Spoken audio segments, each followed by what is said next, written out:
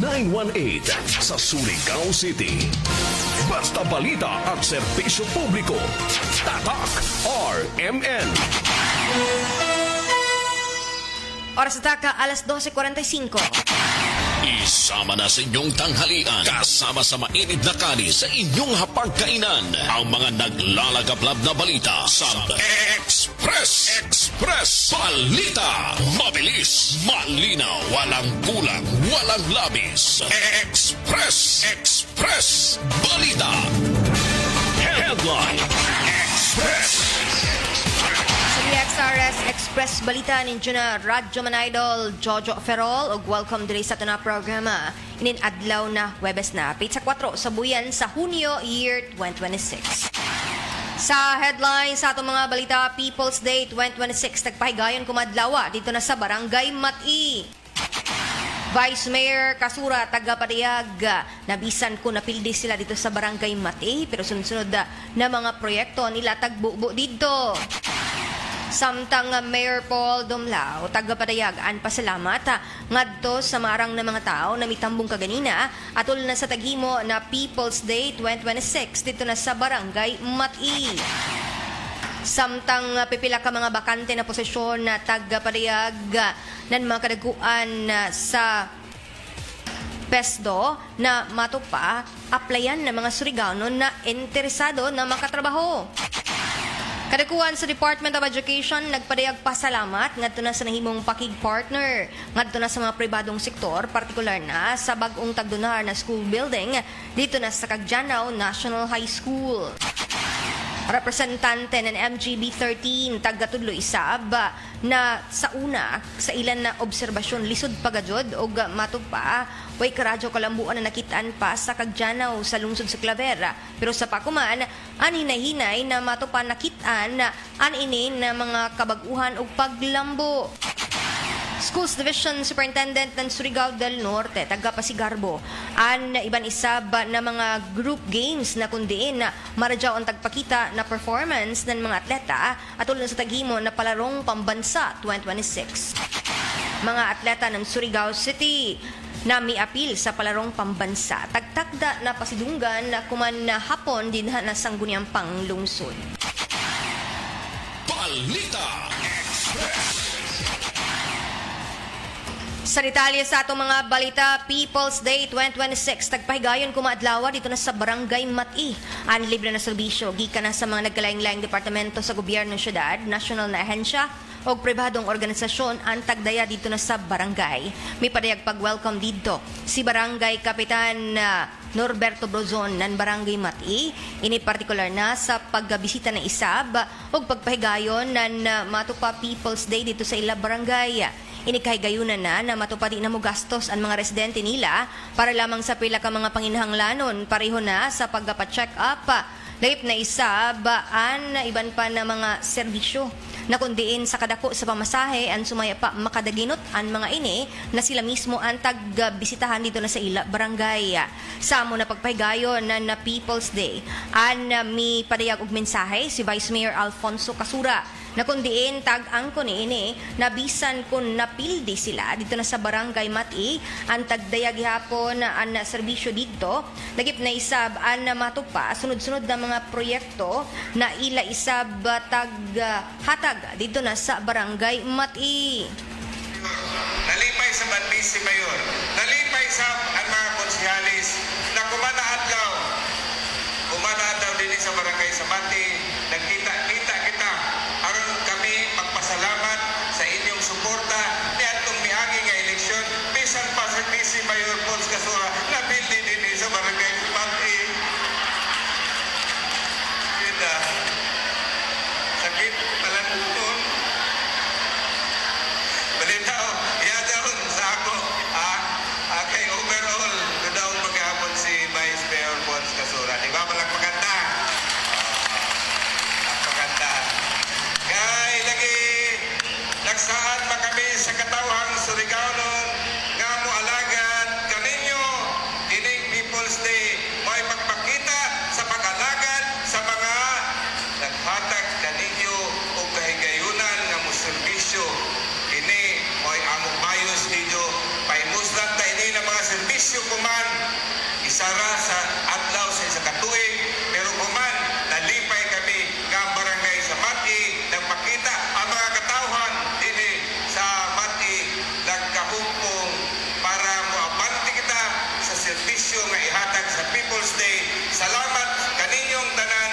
Antipek sa rin pagpadayag sa mensahe ni Vice Mayor Alfonso Casura.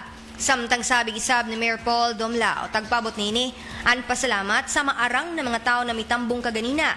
Gani pagsuyod palamang nimo sa barangay gym, an maggasiot na o dili hapit makagawas o makasuyod, inigumikan kay nagponsisok ang maarang na mga tao. So sa tuli, Mayor, nako, grabe pa ba sa... Nako, grabe ang suporta sa Barangay Mati. Salamat ka Zul Carazo sa iso. Kainin natong People's Day para may sa katauhan. Niyari kami din sa una ng pangampanya 2025. Bagan ka tumara ang tao din sa pangkampanya namo sa una. Medyo nagduha-duha na ako, ay, bagan madisgrasya mo siguro kita din sa Mati. Aw, yan ka sumabaka. Halos tanan kami, disgrasya din sa Barangay Mati, di ba? Sakto?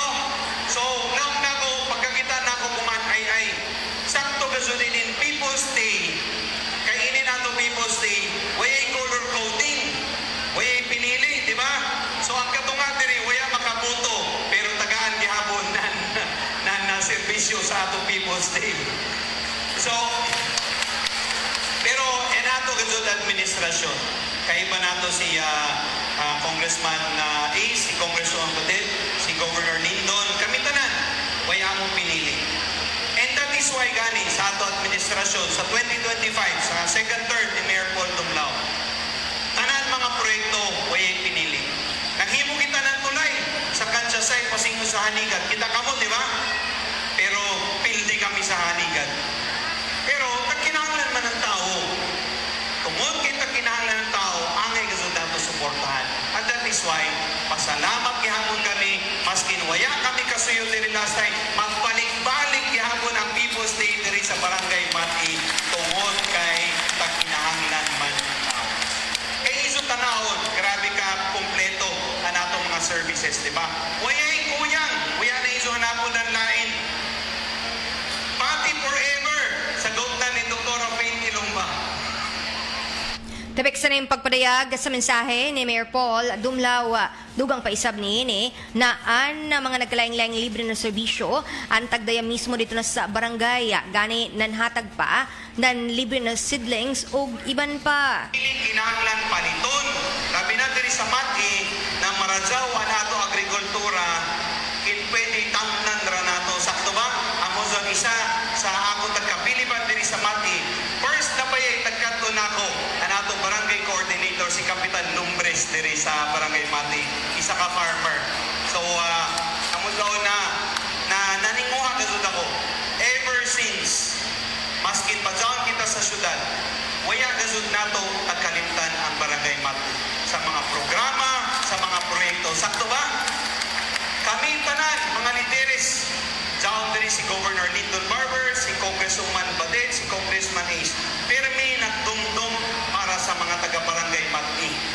Ang Barangay Mati, isa sa barangay na halos kada tuig joy proyekto ikan sa probinsya sa nasyudad ng Surigao. Sakto ba? O, di ba? Ako tagsal sa una, multipurpose. Dili ra kun isa, pero tuyo nakabuk multipurpose ang nahimo nato diri sa Barangay Mati. Isa gikan kang Congressman Ace Barbers. An ato Sitio Brazil, haman mga taga Sitio Brazil. O di ba? Makita niyo, grabe nakataghan ang improvement nato sa Sitio Brazil. Pero dili kita muundang antod na masemento, makompleto nato ang pagpasemento, pagpasaka dito sa Sitio Brazil. Kay kamo mismo, kinahanglan niyo musuri dito, mga barangay chairman, dapat mga purong chairman, dapat adto kamo magsuroy dito para makita niyo. Pero ang mga plano ni Mayor Paul Dumlao diri daghan pa. Diri sa ato ikaduha na termino, kay di ba last year before election, kumana year after na election, ato'y latag ang programa nato para sa kumana termino. Ininizo Sitio Putsan, bago nizo gym, di ba? Bago ang gym, paningkamutan nato zone, matulayan nato ang Biga River padulong dito sa Barangay Mati. Kay dito sa Barangay Mati, si Congressman Ace, maningkamo, maningkamo siya makabutang ng tulay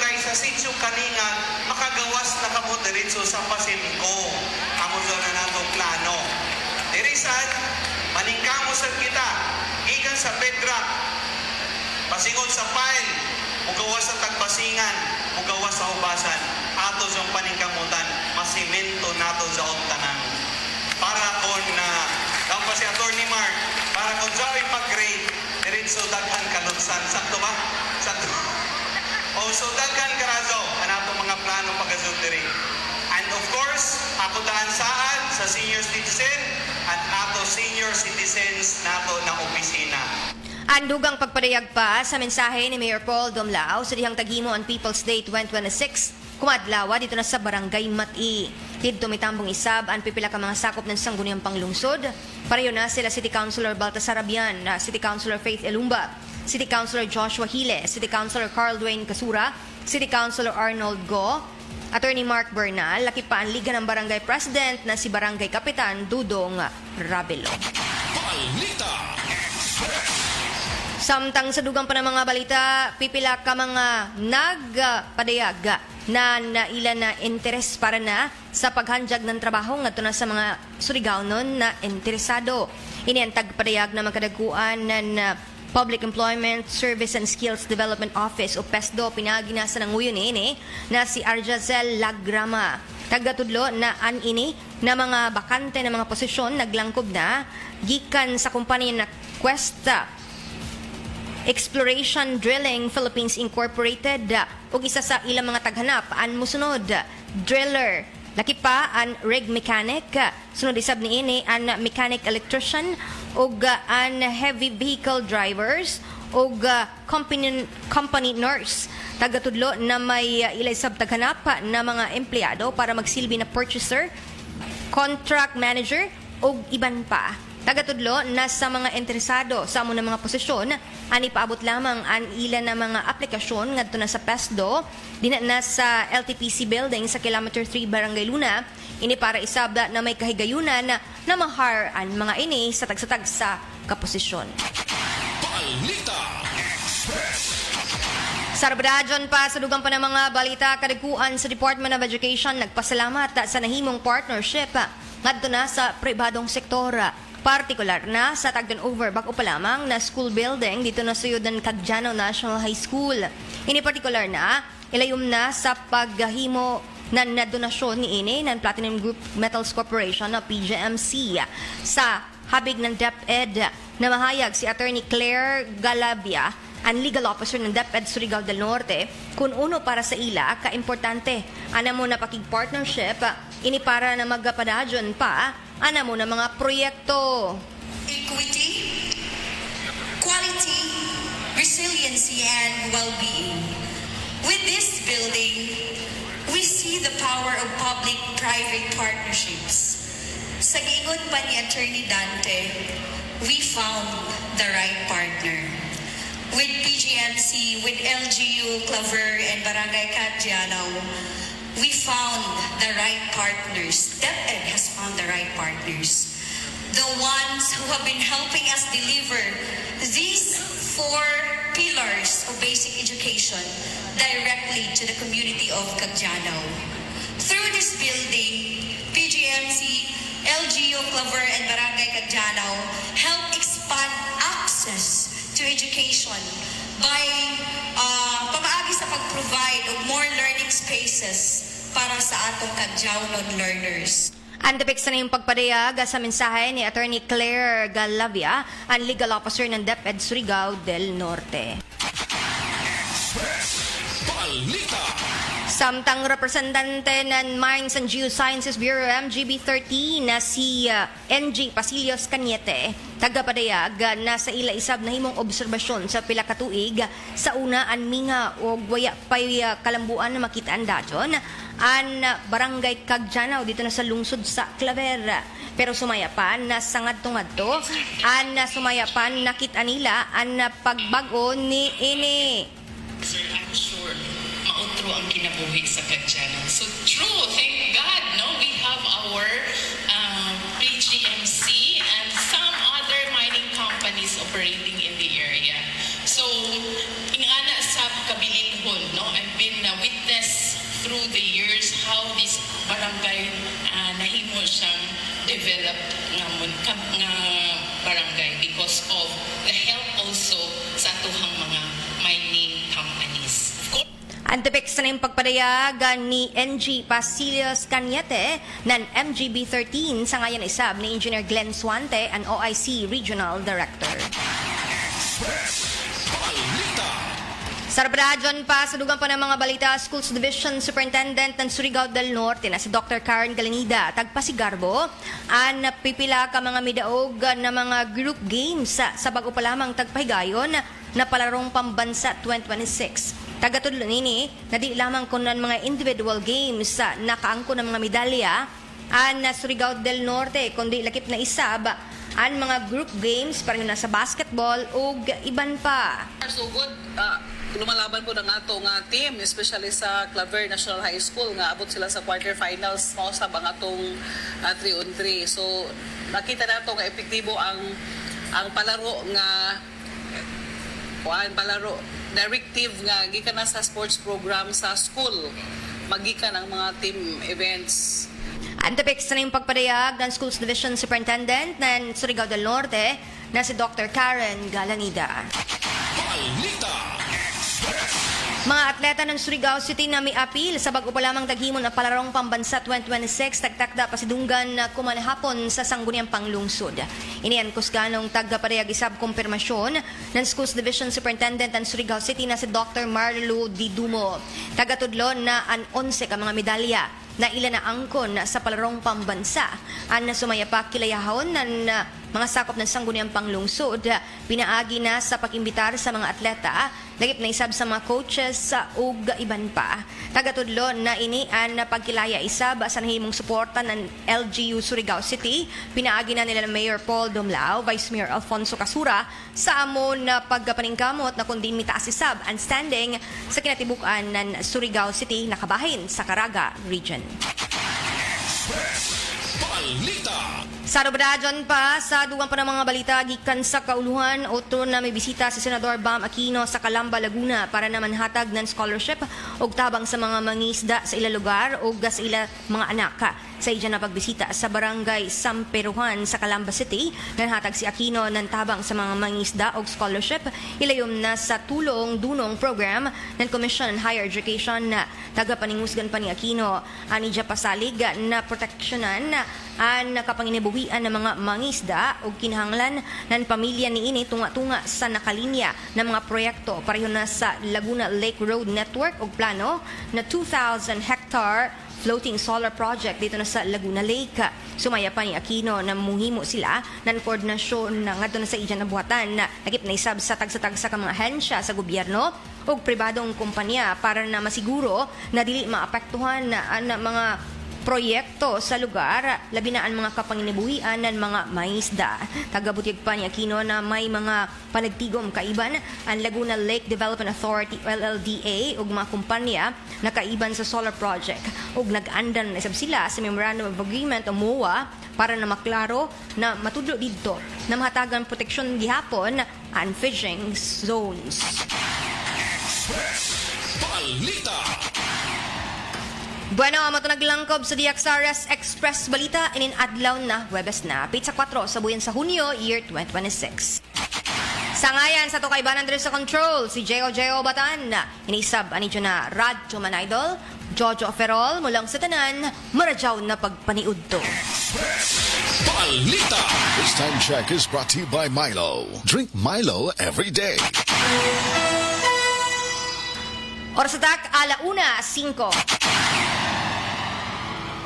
Pagbasa sa Aklat ng Kawikaan, Kabanata 27.